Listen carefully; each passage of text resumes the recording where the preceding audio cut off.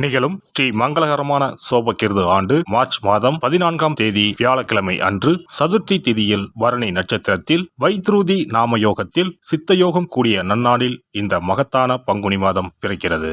பிறக்கும் இந்த பங்குனி மாதத்தின் கிரக நிலைகளை பார்க்கும்போது மேசத்தில் குரு பகவானுடன் இணைகிறார் சந்திர பகவான். கன்னி ராசியில் கேது பகவானும் மகர ராசியில் செவ்வாய் பகவானும் உள்ளனர். சூரிய பகவான், புதன் பகவான், ராகு பகவான் மீன ராசியில் சஞ்சாரம் செய்கின்றனர். கும்ப ராசியில் சனி பகவானுடன் சுக்கிரன் உள்ளார். இம்மாத கிரக பெயர்ச்சி என எடுத்துக்கொண்டால் செவ்வாய் பகவான் மகரத்தில் இருந்து கும்பராசிக்கு பெயர்ச்சி அடைகிறார். சுக்கிர பகவான் கும்பத்தில் இருந்து மீனராசிக்கு பெயர்ச்சி அடைகிறார். சந்திர பகவானை பொறுத்தவரை மேசத்தில் ஆரம்பித்து 2.25 நாட்கள் வீதம் 12 ராசிகளை கடந்து ரிஷபத்தில் அமர்ந்து பலன்களை தரப்போகிறார். இம்மாத சிறப்பாக குரு பகவான் நீச நிலையில் இருந்து வக்ர நிலைக்கு மாறுகிறார். இதன் காரணமாக உச்ச பலன்களை அள்ளித் தரப்போகிறார் குரு பகவான். இந்த கிரக அமைப்பினால் உங்கள் வாழ்வில் ஏற்படக்கூடிய சுப மற்றும் அசுப பலன்கள் என்ன என்பதனையும், அசுப பலன் ஏற்படுமாயின் ராசிக்காரர்கள் செய்ய வேண்டிய பரிகாரம் என்ன, வழிபட வேண்டிய தெய்வம், வழிபடும் முறை என்ன என்பதனை பற்றி விரிவாக காண்போம்.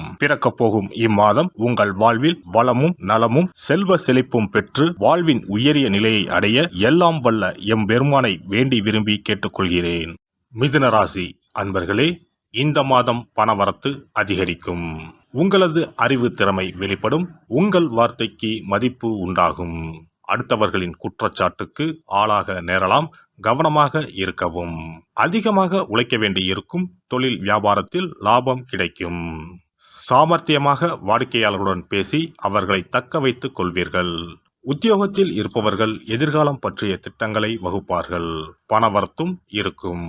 குடும்பத்தில் கணவன் மனைவிக்கு இடையே இருந்த மன வருத்தம் குறையும். குடும்பத்தில் இருப்பவர்களின் ஒத்துழைப்பு கிடைக்கும். பிள்ளைகளின் மீது கவனம் தேவை. வாகனங்களால் செலவுகள் இருக்கும். குடும்ப உறுப்பினர்களின் உடல்நிலையில் கவனம் தேவை. பெண்கள் மற்றவர்கள் உதவியுடன் செய்யும் காரியங்கள் சாதகமான பலன் தரும். சிக்கனத்தை கடைபிடிப்பது நல்லது.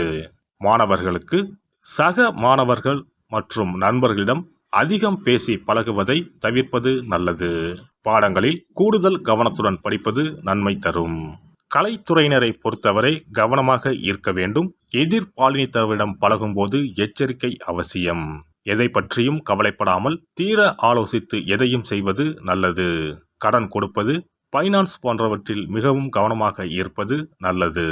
அரசியல் துறையினருக்கு புதிய ஒப்பந்தங்கள் கை கொடுக்கும்.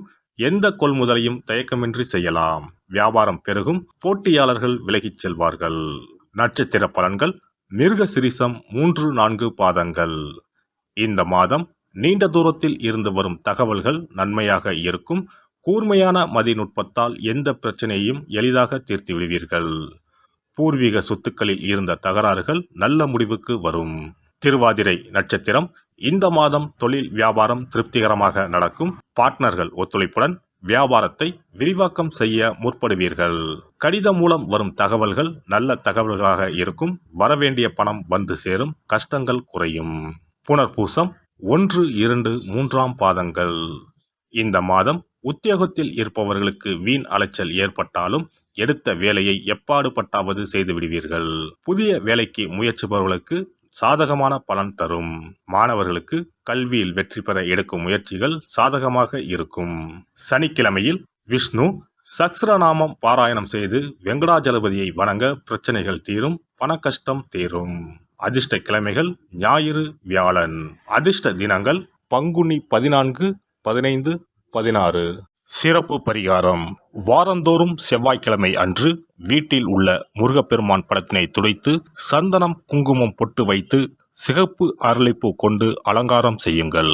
ஒரு கண்ணாடி டம்ளரில் தண்ணீர் ஊற்றி ஒரு எலுமிச்சை பழம் சிறு வெட்டிவேர் போட்டு முருகன் படத்திற்கு முன் வைத்து விடுங்கள். ஒரு மா இலை எடுத்து காம்பு பகுதி முருகப்பெருமானை பார்த்தவாறு வையுங்கள். அகல் விளக்கில் நெய் தீபம் ஏற்றி மா இலையின் மீது வைக்க வேண்டும். தீபச்சுடர் முருகப்பெருமானை பார்க்கும் வண்ணம் இருக்க வேண்டும். கண்களை மூடி முருகப்பெருமானை மனமாற வேண்டி உங்கள் வேண்டுதல்களை வையுங்கள். பூஜை முடிந்த பிறகு அடுத்த நாள் டம்ளரில் உள்ள எலுமிச்சை பழத்தை உங்கள் வீட்டை சுற்றி திருஷ்டி கழித்து போட்டு விடுங்கள். 6 வாரங்கள் வரை இந்த வெட்டிவேரை மாற்ற தேவையில்லை. இவ்வாறு செய்து வழிபட்டு வர குடும்பத்தில் உள்ள எப்படிப்பட்ட கஷ்டமாக இருந்தாலும் அந்த கஷ்டத்திற்கு தீர்வு கிடைக்கும். நம்பிக்கை இல்லாமல் எந்த ஒரு வழிபாடும் செய்யக்கூடாது. நம்பிக்கையோடு செய்யும் பட்சத்தில் கைமேல் பலன் கிடைக்கும். இனி பங்குனி மாத சிறப்புகளும் வழிபாட்டின் பலன்களும் என்ன என்பதனை பற்றி காண்போம். பங்குனி மாதம் என்பது வழிபாட்டுக்கு உரிய மாதம்.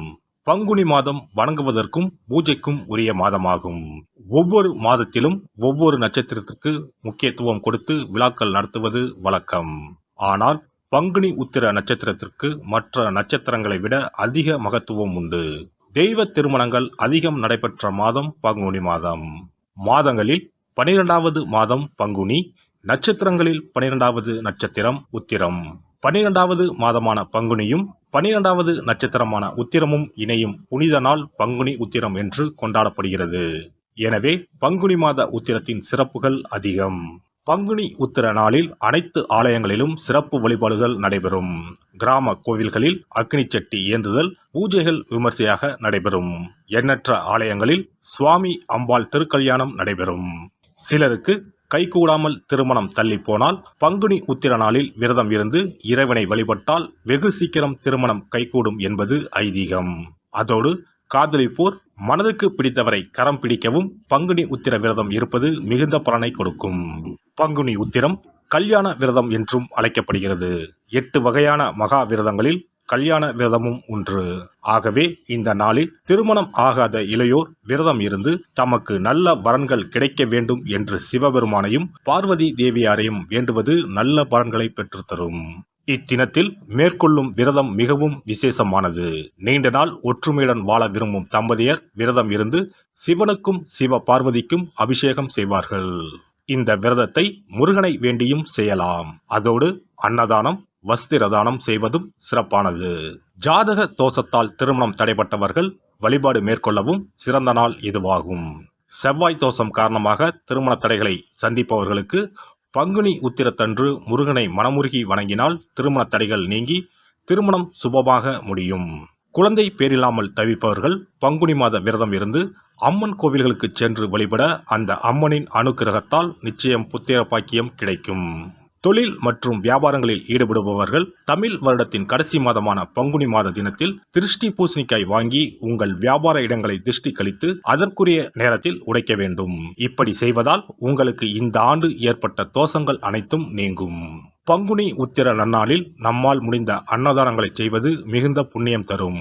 எலுமிச்சை சாதம் அல்லது தயிர் சாதம் அல்லது சர்க்கரை பொங்கல் என அன்னதானம் செய்யலாம். அதேபோல் நம்மால் முடிந்த அளவுக்கு மஞ்சள், சரடு, குங்குமம், கண்ணாடி என மங்கள பொருட்களை பெண்களுக்கு வழங்குவது விசேஷ பலன்களை கொடுக்கும். முருகப்பெருமான் நமக்கு இதுவரை இருந்த காரிய தடைகள் அனைத்தையும் களைந்து நமக்கு நல்வழி காட்டி அருளுவார். பங்குனி மாதத்தில் அனைத்து நாட்களிலும் கோவிலுக்கு சென்று வருவது மிக்க பலனை தரும். மேலும் செல்வ செழிப்புடன் வாழ்வதற்கு உதவும். எல்லாம் வல்ல இறையருளால் நீங்களும் உங்கள் அன்பு குடும்பமும் உடல் நலம், நீலாயுள், நிறை செல்வம், உயர் புகழ், மெய்ஞானம் ஓங்கி வாழ்க வளமுடன்.